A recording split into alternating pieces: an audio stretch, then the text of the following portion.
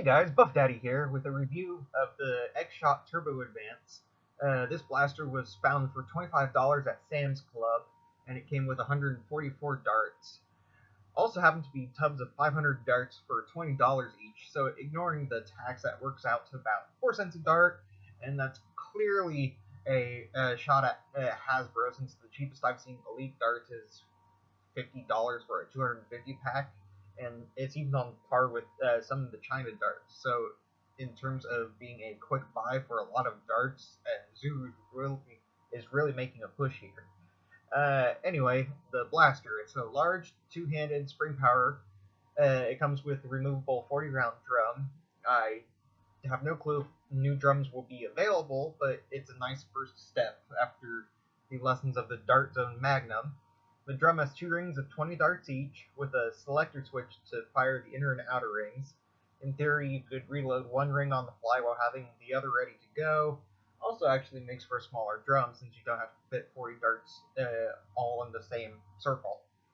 The drum comes loose with a mechanism at the front. You just push the red button, slide it forward, and the drum pops out. The selector switch for the inner and outer rings actually rotates a cap at the front of the plunger tube, like this. There are a few gears inside that turn the cap to the appropriate ring. Priming is roughly 2 inches, and the plunger diameter is about 1 3/16 inch. If you look inside, you'll see the priming bar runs over and back. It's actually very solidly built and would be good. Should be able to handle spring upgrades in general. Overall, the blaster feels great in hand. It's not very heavy actually, and nothing feels cheap about it. The plastic's all solid. It's nicely molded on both sides. As for the actual performance of the blaster, well, it can actually fire up to the 80 feet like it says on the box, but most people don't really care what the angle range is. So the dart velocity, the included Xshot darts were averaging 77 feet per second. When I tested with Nerf Elites, those averaged 72 feet per second. So it's slightly lower on the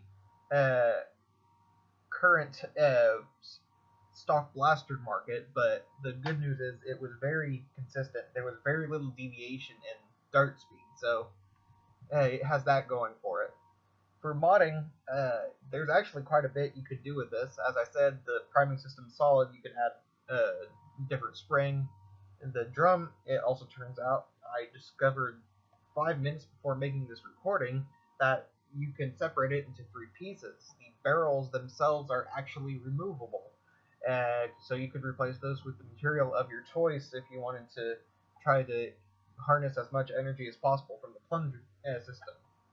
And once you actually did that, you could actually go ahead and bother with removing the air restrictor, and that's held in with 2 screws and a plate at the front of the plunger cap. The plunger tube cap, I should say.